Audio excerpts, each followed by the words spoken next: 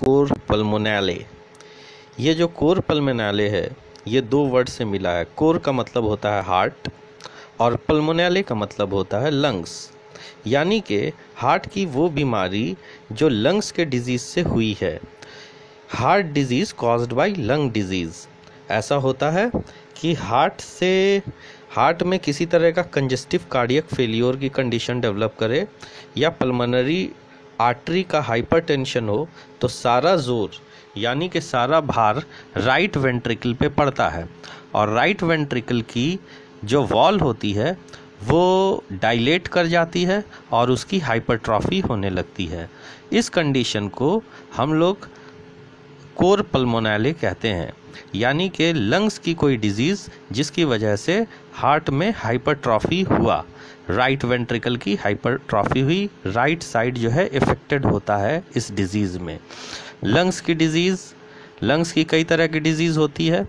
इस बीमारी को बेसिकली देखते हैं कि कंजेशन हो जाता है। इस बीमारी में कंजेशन होगा,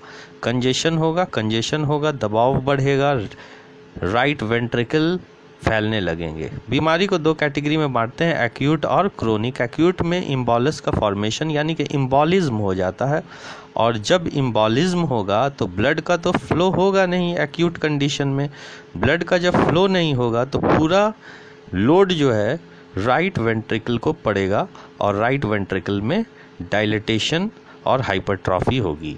दूसरा कंडीशन जो है मैकेनिकल वेंटिलेशन इंजरी होती है, और मैकेनिकल वेंटिलेशन इंजरी में बहुत रेयर होता है, लेकिन इम्बॉलिज्म जो है ये कॉमन है।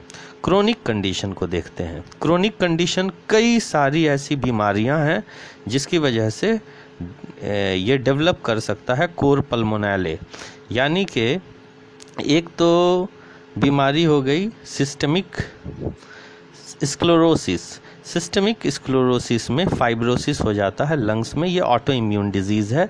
और उसके बाद पल्मोनरी हाइपरटेंशन होगा। पल्मोनरी हाइपरटेंशन होने के कारण कोर पल्मोनाले डेवलप कर जाता है।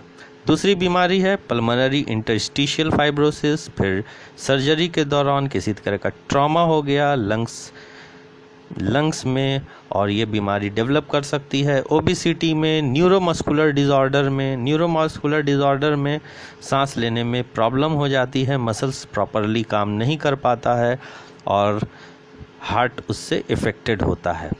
तो ये जो बीमारी है, ये बीमारी कोर पल्मोनाले एक्चुअली में है तो हार्ट की बीमारी, लेकिन हार्ट की बीमारी होती है लंग्स के प्रॉब्लम की वजह से। कोर पल्मोनाले क्रोनिक कंडीशन में हम लोग COPD को मानते हैं, जो मोस्ट कॉमन है, क्रोनिक ऑब्स्ट्रक्टिव पल्मोनरी डिजीज़।